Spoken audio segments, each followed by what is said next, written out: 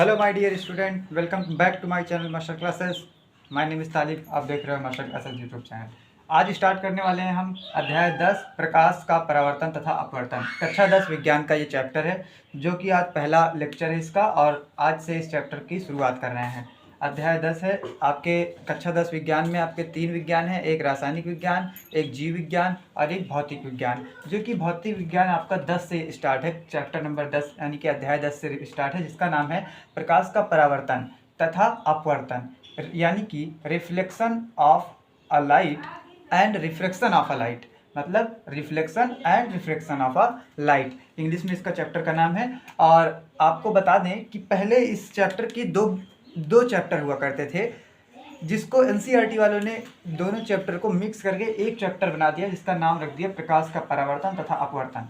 यानी कि प्रकाश का परावर्तन अलग चैप्टर था पहले और अपवर्तन अलग चैप्टर था, लेकिन दोनों को अब एक ही में करके पढ़ना उतना ही है। हालांकि भले ही दोनों चैप्टर को मिक्स कर दिया गया, लेकिन पढ़ना उतना ही है। और सबसे पहले हम डिस्कस करेंगे आज की ये पहला टॉपिक, प्रकाश का परावर्तन होता क्या है। लेकिन इससे पहले थोड़ा सा जान लेंगे कि प्रकाश के बारे में। हालांकि प्रकाश के बारे में जो है पूरी तरीके से दो बातें पता है अपने को, कि प्रकाश जो है एक विद्युत चुंबकीय तरंग है, यह भी सत्य है। यानी कि प्रकाश तरंग भी है और प्रकाश कण भी है, मतलब प्रकाश की द्वैत प्रकृति है। कोई पूछे प्रकाश क्या है तो आप बताइए उसको। प्रकाश एक विद्युत चुंबकीय तरंग है जिसको चलने के लिए माध्यम की आवश्यकता नहीं होती है, ठीक है। और प्रकाश एक कण भी है, मतलब प्रकाश कण भी है, तरंग भी है, समझे। तो प्रकाश की कितनी प्रकृति हो गई? प्रकाश द्वैत प्रकृति का हो गया, मतलब प्रकाश डुअल नेचर, द्वैत प्रकृति का हो गया। तो प्रकाश के बारे में सिर्फ इतना जान लीजिए आप कि प्रकाश एक विद्युत चुंबकीय तरंग है जिसको चलने के लिए कोई माध्यम की आवश्यकता नहीं होती है। और प्रकाश की चाल 3 × 10⁸ मीटर पर सेकंड होती है। आप चाल के बारे में परेशान मत होइए, अभी आगे इस चैप्टर में आने वाले क्वेश्चंस होंगे, उन क्वेश्चंस में प्रकाश की चाल मैं आपको डिस्क्राइब कर दूंगा। आप लगातार वीडियोज़ में बने रहिए।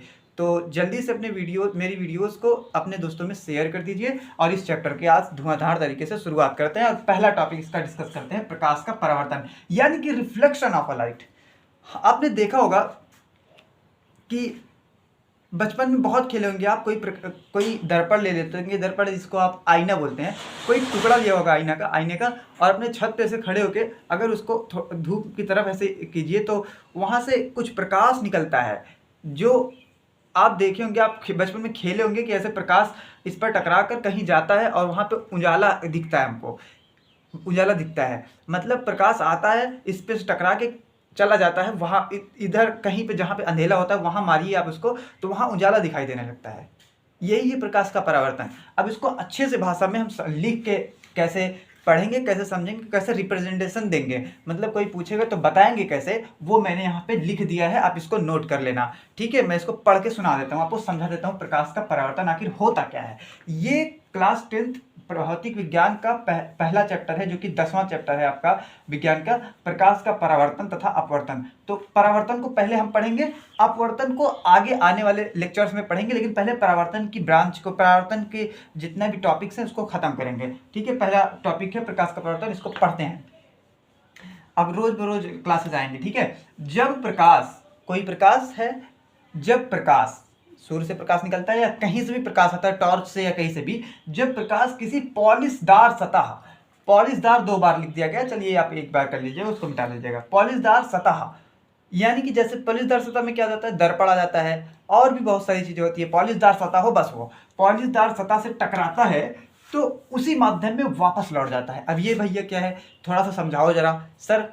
आप देखिए यहाँ पे, ये हमने एक दर्पण बनाया हुआ है, समतल दर्पण लिया। समतल दर्पण बेसिकली जो हमारे घर में होता है, यूज करते हैं हम लोग, वही होता है समतल दर्पण, ठीक है। जिसको हम अपना मतलब इमेज देखने के लिए यूज करते हैं, ठीक है। दर्पण, समतल दर्पण वही होता है। तो ये समतल दर्पण है जो कि हम रोज देखते हैं, सुबह सुबह उठ के अपना चेहरा उसी में। यहाँ से हम कोई प्रकाश डालते हैं, मान लो कोई टॉर्च डाल दे, टॉर्च पड़ी यहाँ से, या फिर सूर्य से प्रकाश आ रहा है, वही यहाँ पे हमने मान लो यहाँ पे गिराया, मतलब प्रकाश को भेजा, ठीक है। देखो ऐसे तो बहुत सारा प्रकाश आ रहा है, लेकिन हम समझने के लिए क्या करें, समझने के लिए एक ही प्रकाश है, मतलब एक किरण ले रहे हैं प्रकाश की कोई एक किरण ले रहे हैं, तो ये आ रही है किरण, यहाँ से आई किरण और यहाँ से टकराने के बाद उधर चली गई, मतलब टकरा कर इसी तल में आई और इसी तल में चली गई, मतलब उधर से ही आई थी और उधर ही चली गई, इसी तल में आई। तल माने ये बोर्ड को आप तल मान सकते हो, ये बोर्ड एक तल है, ये तल है, तो इसी तल में आई और इसी तल में चली गई, टकराई और टकरा के चली गई। आई आपतित किरण, आने वाले को आपतित किरण, आई है इसलिए आपतित किरण, और गई परावर्तित होकर गई ना, तो इसलिए परावर्तित किरण। आने वाले को आपतित किरण, जाने वाले को परावर्तित किरण, और जो उस पर 90 डिग्री का कोण बनाते हुए एक अभिलंब खींच दें, उस पर लंब डाल दें, इस बिंदु पर जहां से वो टकरा के गई है उस पर एक लंब खींचे, उसे बोलेंगे अभिलंब। तो आपतित किरण और ये परावर्तित किरण और ये अभिलंब हो गया, ठीक है, ये दर्पण। तो जब प्रकाश किसी पॉलिशदार सतह से टकराए और टकराता है और उसी माध्यम में वापस लौट जाता है, इतना समझ में आया। इस घटना को ही जब लौट जाता है तो इसी घटना को ही क्या बोलते हैं, प्रकाश का परावर्तन कहते हैं। ये टॉपिक हो गया आपका खत्म। प्रकाश का परावर्तन किसे कहते हैं, कोई पूछे तो जल्दी से आपको उसका आंसर देना है कि जब प्रकाश किसी पॉलिशदार सतह से टकराता है तो उसी माध्यम में वापस लौट जाता है, इस घटना को प्रकाश का परावर्तन कहते हैं। हो गया खत्म। अब प्रकाश के कुछ एक नियम है, कुछ एक नियम का मतलब 2 नियम है, कुल मिला के टोटल 2 नियम है प्रकाश के परावर्तन के नियम। हम तुरंत इसको प्रकाश के परावर्तन का नंबर 1 नियम, नंबर 2 नियम। प्रकाश का परावर्तन का पहला नियम तो वही है जो अभी मैंने समझाया आपको, कि आने वाली किरण आपतित किरण और जाने वाली किरण परावर्तित किरण। आपतित किरण, परावर्तित किरण और ये जो अभिलंब था, ये तीनों एक ही तल में होते हैं। पहला नियम हो गया आपका, यहाँ पे वही मैंने लिखा है, आप नोट कर लेना अपनी कॉपी में। आपतित किरण, परावर्तित किरण तथा अभिलंब तीनों एक ही तल में होते हैं, पहला नियम। दूसरा नियम, अब जरा ध्यान से यहाँ पे देखिए, आपको समझने के लिए समझना होगा। आई किरण, ये अभिलंब हमने जब खींचा तो यहाँ से एक कोण बना, एंगल बना, उसको हमने आई कहा, उस एंगल को हमने कोण आई कर दिया, एंगल आई। और अभिलंब से जो आने वाली किरण है उससे जो कोण बना उसको हमने कहा आपतन कोण। आने वाली किरण से बना कोण आपतन कोण, मतलब आपतित किरण द्वारा अभिलंब से बना कोण। समझ रहे हो ना, अभिलंब ये आपतित किरण द्वारा अभिलंब से बना कोण, ये आपतित किरण और इससे बना कोण अभिलंब से आपतन कोण कहलाता है। ये मैंने लिखा है, कोण आई बराबर आपतन कोण। परावर्तित किरण, ये परावर्तित हो गई किरण, परावर्तित किरण और उसके द्वारा अभिलंब से बना कोण परावर्तन कोण, आर से लिखा है हमने उसको, कोण आर। देखिए, परावर्तित किरण द्वारा बना कोण अभिलंब से परावर्तन कोण, आपतित किरण द्वारा अभिलंब से बना कोण आपतन कोण का दोनों का मान बराबर होता है। आप देखिए, जितने एंगल पे आई है अभिलंब, ये अभिलंब है, तो जितना अब आई है को यहाँ पे जितने एंगल पे आई है उतने ही एंगल पे अभिलंब से चली गई है। तो यहाँ पे दूसरा नियम आपका वही हो जाएगा, आपतन कोण आई तथा परावर्तन कोण का आर का मान जो है वो सदैव बराबर होता है। ये हो गया आपका ये पहला टॉपिक डिस्कस किया हमने और ख़त्म भी कर दिया इस टॉपिक को। प्रकाश का परावर्तन पूरा हो गया।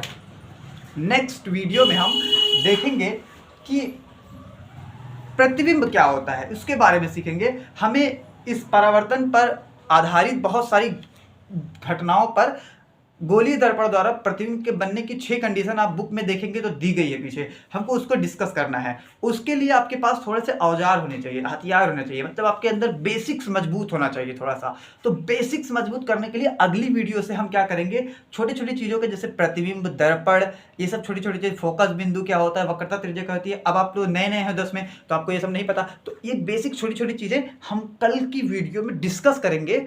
और उसके बाद जो हमारी वीडियो आएगी वो क्या होगी, प्रकाश के परावर्तन पर गोलीय दर्पण द्वारा प्रतिबिंब का बनना, मतलब 6 कंडीशन है जिसमें से हर साल एक न एक एग्जाम में आती है जरूर, तो उसको डिस्कस करेंगे बारी बारी। तो चैनल को सब्सक्राइब करके रखें जिससे अगली वीडियो जो आपको मिल जाए। वैसे कोई ज़रूरी नहीं होता सब्सक्राइब करना, बट अगर मेरी वीडियोस अगर देखनी है आपको अगले टाइम पे, चाहते हैं कि तुरंत मिल जाए, तो सब्सक्राइब करके रख सकते हैं। तो शेयर कर देना वीडियोज़ को। Thanks for watching, all the best.